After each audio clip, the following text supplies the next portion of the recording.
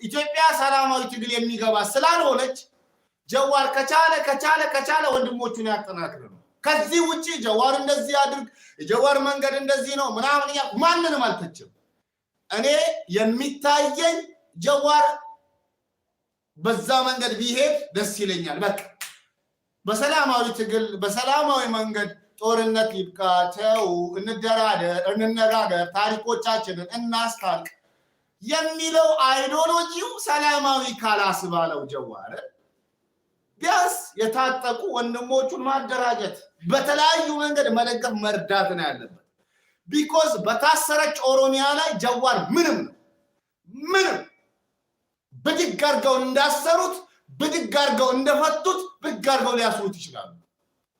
ሰው ጀዋር እንዳይታሰር ዮና አካልን አማርኛ ተናጋሪውን ኃይል በነገራችን ላይ አማርኛ ተናጋሪ ኃይል ሲባል የሌላ ብሔር ተወላጆች ስልጥኛ፣ ሲዳምኛ፣ ሶማሊኛ፣ አፋርኛ ተናጋሪዎች ላይ አካትትም። ራሳችሁን እንደ አማርኛ ተናጋሪ አትጠሩ። እኔ አማርኛ ሁለተኛ ቋንቋ ነው። የመጀመሪያ ፈረስት ላንጉዌጅ እኔ ስልጥኛ ነው። ስልጥኛ በዚህ ያንቆረቆሩ በዚህ ያወራው ነው ያደግኩት። አማርኛን የለመድኩት ከ1998 በኋላ ነው። ከዛ በፊት አማርኛ እንደዚህ ብትቆርጡት አይገባውም ጆሮዬ ማለት ነው። ከ1998 በፊት አማርኛ የሚባል ነገር አላውቅም እኔ። የሚገርማችሁ ነገር ከአምስተኛ ክፍል በኋላ አማርኛ አንድ ሳብጀክት ነው። ለምን ከአራተኛ ክፍል በኋላ አንድ ሳብጀክት አማርኛ ነበር። ሁሌ የማመጣው 20-30 እሱንም በግምት እየሞላው ነው አውቄ አይደለም። 20-30 ነበር የማመጣው በአማርኛ ቋንቋ ከመቶ ማለት ነው። ከመቶ 20-30 ምናምን አማርኛ በዚህ ደረጃ ነው። ምንም ዕውቀቱ አልነበረኝም። እና አንዳንዶች አማርኛ ተናጋሪ ሲባል ራስን ወደ አማርኛ ተናጋሪ አትክተት። የራስ ቋንቋ አንተ ሲዳማ ቆንክ ሲዳምኛ ተናጋሪ ነህ። አማርኛ ትችል ይሆናል። ኦሮሞ ቆንክ ኦሮምኛ ተናጋሪ ነህ። ትግሬ ቆንክ ትግርኛ ተናጋሪ ነህ። አማርኛ ተናጋሪ ስፔሻሊ የሆነ አንድ አካል አለ። እሱ ነው እንደነሱ እነሱን ፍላጎት ለማሟላትና ለማስደሰት ድጋሚ ጀዋር እንዳይታሰር ከተፈለገ ኦሮሚያን ማስፈታት ነው። ኦሮሚያን ለማስፈታት ደግሞ ኢትዮጵያ በሚገባት ቋንቋ የሚያናግሩ ልጆችን ማደራጀት ነው። አለቀ። አሁን አንዳንዶች ይመጡና በቃ ሁሉም ትጥቅ ይፍታና ወደ መደራደር ምናምን ነገር ይሉታል። በመጀመሪያ ትጥቅ መፍታት ያለባት ኢትዮጵያ ነች እንደኔ ማለት ነው። በመጀመሪያ ኢትዮጵያ ስላችሁ ይሄ አብይ አህመድ ማለት አብይ አህመድ መከላከያው መበተን አለበት በመጀመሪያ ኢትዮጵያ ሰላም እንድትሆን ከተፈለገ። ምክንያቱም ማንና ምን ነው ትጥቅ የሚፈቱት? መከላከያው በማንም ጨምላቃ ፖለቲከኛ በክርስቲያን ታደለ የሚመራ ፖለቲካ በታማኝ በየነ የሚመራ መከላከያ ተማምነህ ነው ትጥቅ የምታስፈታው? ማንም ትጥቅ አይፈታም። እንደ እውነት ለመናገር ኢትዮጵያ መከላከያዋ እንደ አዲስ ነው መዋቀር ያለበት። መዋቀር ያለበት ከሁሉም አካባቢ የታጠቁ ኃይሎች አዋጥተው አዲስ መከላከያ መመስረት አለባቸው ብዬ የማምን ሰው ነኝ እኔ። ያስ ካልሆነ ድረስ ትጥቃቸውን በትከሻቸው አድርገው ይደራደሩ። መደራደር አልጠላም፣ ግን ማንም ትጥቁን አውርዶ እንዲደራደር ካወረዱ ሁሉ ከፈቱ ሁሉ ከዛም በኋላ ይደራደሩ። አንዱ ታጥቆ አንዱ ትጥቅ አውርዶ የሚደረግ ድርድር ሊኖር አይችልም። እኩል ለኩል ተከሻ ለተከሻ እየተለካካህ ነው መደራደር።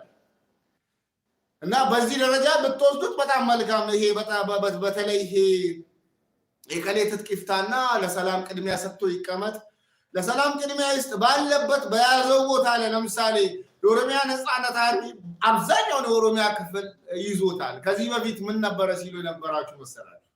አብይ አህመድ ኦፒዲዮ ማለት ነው በግልጽ ኦሮሞን ለመስበር መጀመሪያ ሸዋ አካባቢ ለተወለዱ ኦሮሞዎች ስልጣን ማሳፈስ፣ ለጅማዎችም ስልጣን ማሳፈስ፣ ወለጋንና ጉጂን በጦርነት ማንበርከክ፣ ከዛም በኋላ የተቀረውን የአርሲ ሐረርጌ ምናምን ባሌ የሚባለውን ደግሞ እንዲያኮርፍ ማድረግ፣ በዚህ ማዕከል ኦሮሞን መበተንና ሁሉም የሁሉም አካባቢ ሰዎች ኦሮሞማን ጥለውት እንዲወጡ የማድረግ ሴራ ነበር። ከሸፈ።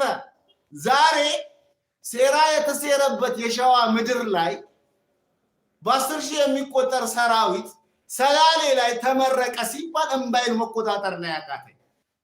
ምክንያቱም ትልቁ ታርጌት ሰላሌ፣ አምቦ፣ ጅማ ናቸው። ከዛም በኋላ ወለጋን በጦርነት የመታ ጉጂ ቦረና የሚባለው በጦርነት እንሽክ ታረጋዋለህ፣ ይደቃል። ከዛ የተበሳጨ ደግሞ አለ አይደለ? ለምሳሌ ባለፈው አንድ ብድ ወጥቶ ረሱል ሰለላሁ ዐለይሂ ወሰለም ተሳድቦ አንዳንዶች ወጥቶ ከልወል ኦሮሞማ ምናምን ሲሉ የነበሩ እንደዛ አይነት ነገር እንዲፈጠር ሲሰሩ ነበር። ኦሮሞማ ለመበተን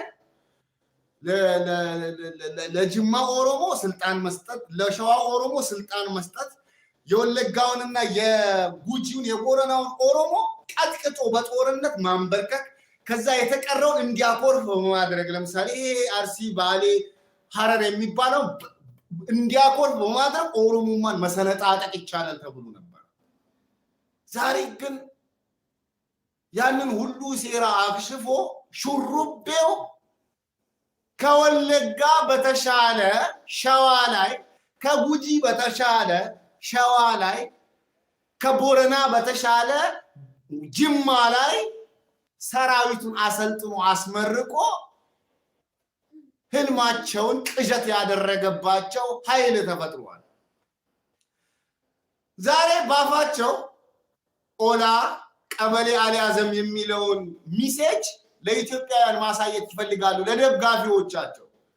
እውነቱ ግን ዛሬ ኦላ ከሽምቅ ተዋጊነት ወደ መደበኛ ተዋጊ ተሸጋግሮ ከእግረኝነት ወደ በመኪና መጓጓዝ ጀምሮ ከጫካ ወደ ከተማ ገብቶ ከወረዳና ከቀበሌ ዞኖችን መቆጣጠር በጀመረበት በዚህ ሰዓት ላይ ማንን እንደሚሸውዱ አላውቅም። ጊዜ ይፈታዋል።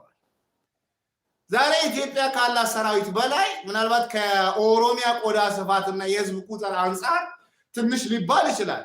እስከ 300 ሺህ የሚጠጋ ሰራዊት አዘጋጅተው ይህንን ሰራዊት ጥያቄ የኦሮሞ ሲጀመር እኮ ኦነግን ላለፉት 27 ዓመታት በማጥላላት በኃይለ ሥላሴም ዘመን በማጥላላት በደርግም ዘመን በማጥላላት ኦነግን ማጥፋት አልተቻለም። ኦነግን ማጥፋት ይቻላል። እንዴት ነው የሚቻለው? የኦሮሞን ጥያቄ በመመለስ። ኦነግ ራሱ እኮ የኦሮሞ ጥያቄ ነው። ኦነግ በራሱ የኦሮሞ ጥያቄ ነው።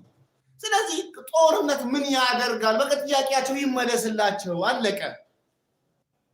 ዛሬ የምንጨቃጨቅባቸው የምንባላባቸው መሬቶች ምኖች የጎጃም የጎንደር ወይም ደግሞ የደቡብ መሬቶች አይደሉም፣ የኦሮሚያ መሬቶች ናቸው። የመጫና የቱለማ የዛ የቱለማ ልጆች መሬት ነው፣ የኦሮሞዎች መሬት ላይ ነው። መስቀል አደባባይ ይደደባባይ ምናምን እያልክ የምትጣላበት ሆረ ፍንፍኔ ይባላል። ከዚህ በፊት እሬቻ በዓል ሲከበርበት የነበረ ስለ ርስት ስለ ቀደምት ርስትነት ካነሳን ኢትዮጵያ የምትባል ሀገር ከመቀርቆሯ በፊት ኦሮሞዎች የነበሩበት ቦታ የኦሮሞዎች ርስት ኦሮሞዎች በዓል ያከብሩበት የነበረ ቦታ ሜዳ አለቀ።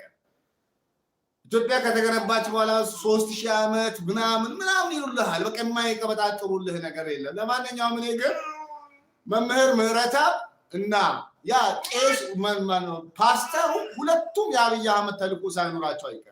እኔ ስጠረጥር ባለጌ ጠርጣሪ አይደለው፣ ባለጌ ጠርጣሪ ስለሆንኩኝ ምክንያቱም አብይ አህመድ እየወሰደ ያለውን እርምጃ አማርኛ ተናጋሪ በጣም ስላኮረፈበት ያንን አጀንዳ አድርጎ እየሰራ ስለሆነ ያንን አጀንዳ ለመቀልበስ መምህር ምህረተአብን ወደ አደባባይ አውጥቶ ሙስሊሞችን ዛሬ ያፈጥራሉ ነገ ያፈጣሉ እንዲልና እንዲሳደብ ከዛም በኋላ ሙስሊሙ እሱ ላይ እንዲተኩስ ክርስቲያኑ ደግሞ እንዲከላከል ስለተፈለገ ኢማጂን የጥላቻ ንግግር በተቋም ደረጃ ተቋም እውቅና በሰጠቻቸው ሰዎች የጥላቻ ንግግር ይደረጋል። ታዲያ እኔ ነኝ የጥላቻ ንግግር ተናጋሪ። አያችሁ አይደለ? ይህ በጣም ቀሽም አስተሳሰብ። ዛሬ ያፈጥራሉ፣ ነገ ያፈጣሉ። ይሄ ትልቅ የጥላቻ ንግግር ነው። ደግሞ ይመጣና አማርኛ ተናጋሪው ዳኢ፣ አማርኛ ተናጋሪው ጋዜጠኛ፣ አማርኛ ተናጋሪው አንቂ ምን ይለኛል? ሙስሊሞች ንቁ፣ የምንነቃ ብንሆን እኮ ይላል። የመምህር ምህረተአብ ንግግር ከክርስቲያኑ በላይ እኛን ነው የሚያነቃው ይለናል። ማን ነው የሚለን?